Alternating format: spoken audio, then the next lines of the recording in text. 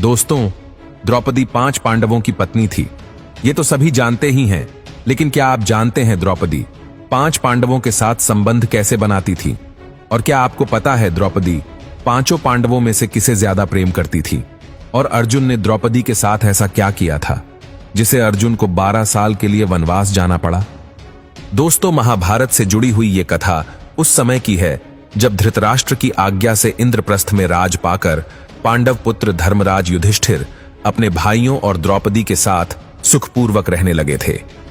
पांडवों की सेवा भाव से इंद्रप्रस्थ की प्रजा भी काफी ज्यादा खुश थी। लेकिन एक दिन अचानक जब सभी पांडव भाई राज्यसभा में बैठे थे, उस वक्त वहां नारद मुनि आते हैं।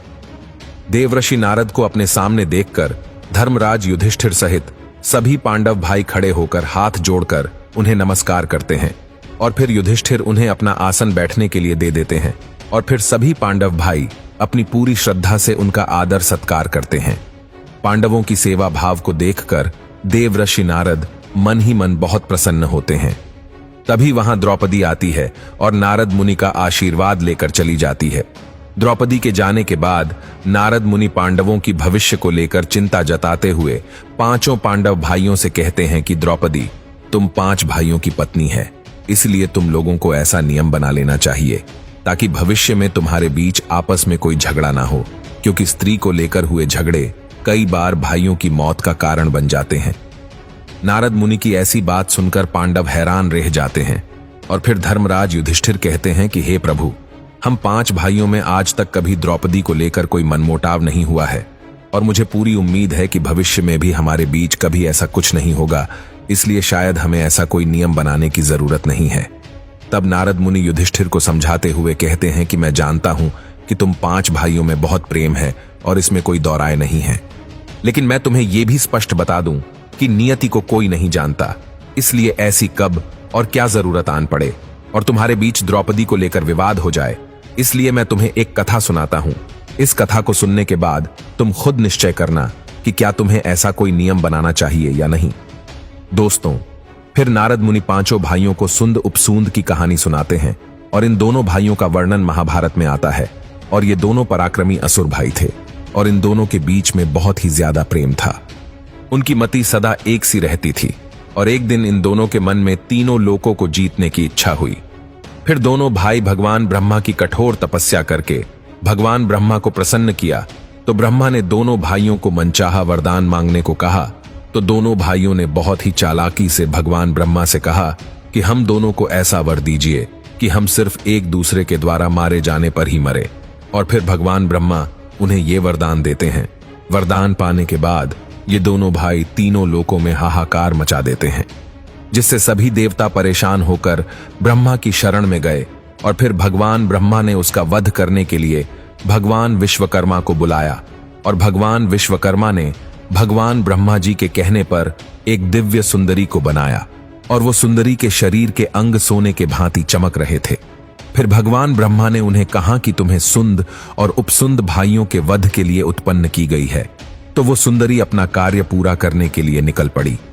इधर सुंद और उपसुंद दोनों भाई पर्वत पर बैठकर आपस में बातें कर रहे थे। तभी ये सुंदर स्त्री उसके पास पहुंची तो उसे देखकर ये दोनों भाई मोहित हो गए और दोनों उसे अपनी पत्नी बनाने के लिए मचल उठे। अब दोनों भाई उस सुंदरी को अपनी पत्नी बनाने के लिए आपस में लड़ने लगे और अंत में दोनों एक दूसरे से लड़ते हुए मारे गए। दोस्तों, अब नारद जी युधिष्ठिर से कहते हैं कि आप 5 भाई हैं और रानी द्रौपदी आप 5 भाइयों की पत्नी है। ऐसे में यह संभव है कि एक स्त्री आप भाइयों में युद्ध करा सकती है। इसलिए मैं तो आपको यही सलाह दूंगा कि आप लोग रानी द्रौपदी के साथ रहने का एक नियम बना लें और जो इस नियम का उल्लंघन करें उसे 12 वर्ष का वनवास दंड स्वरूप दे, जिससे आप भाइयों में स्त्री की वजह से कभी लड़ाई नहीं होगी।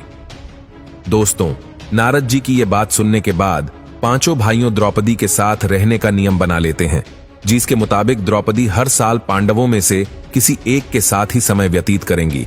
यानी द्रौपदी 1 साल तक केवल एक पांडव की पत्नी बनकर रहेंगी। जिस समय द्रौपदी किसी एक पांडव के साथ होगी उस वक्त दूसरा पांडव कमरे में प्रवेश नहीं कर सकता। यदि कोई पांडव गलती से भी इस नियम को तोड़ता है तो उसे सजा के तौर पर 12 वर्ष के लिए वन में जाकर ब्रह्मचर्य का पालन करते हुए बिताना होगा। पर दोस्तों, नियति का खेल कुछ और ही था एक दिन अर्जुन ना चाहते हुए भी इस नियम को तोड़ देते हैं। होता यह है कि गांव का एक ब्राह्मण मुसीबत में पड़ जाता है और वो अर्जुन से मदद की गुहार लगाता है। बोलता है कि हे राजा, अगर तुम अपनी प्रजा की रक्षा नहीं कर सकते तो तुम कैसे राजा हो। इस बात को सुनकर अर्जुन दुविधा में पड़ जाते हैं, क्योंकि जिस कमरे में अर्जुन के अस्त्र शस्त्र रखे थे वहां पर युधिष्ठिर द्रौपदी के साथ मौजूद थे। अंत में अर्जुन ये फैसला लेते हैं कि उन्हें ब्राह्मण की मदद करनी है, फिर चाहे उसके लिए अर्जुन को वनवास ही क्यों न जाना पड़े। अर्जुन तुरंत द्रौपदी के कमरे में पहुंचकर अपना धनुष बाण उठाकर अपनी प्रजा की रक्षा करने लगे। ब्राह्मण की मदद करने के बाद जब अर्जुन राजमहल पहुंचे तो युधिष्ठिर अर्जुन को उनकी गलती के लिए माफ कर देते हैं, लेकिन द्रौपदी अर्जुन की हरकत से काफी क्रोधित होती है और नियम अनुसार अर्जुन को वनवास भेज दिया जाता है, जहां पर अर्जुन कड़ा तप करता है। तो दोस्तों, इस तरह द्रौपदी अपने 5 पांडवों के साथ रहती थी।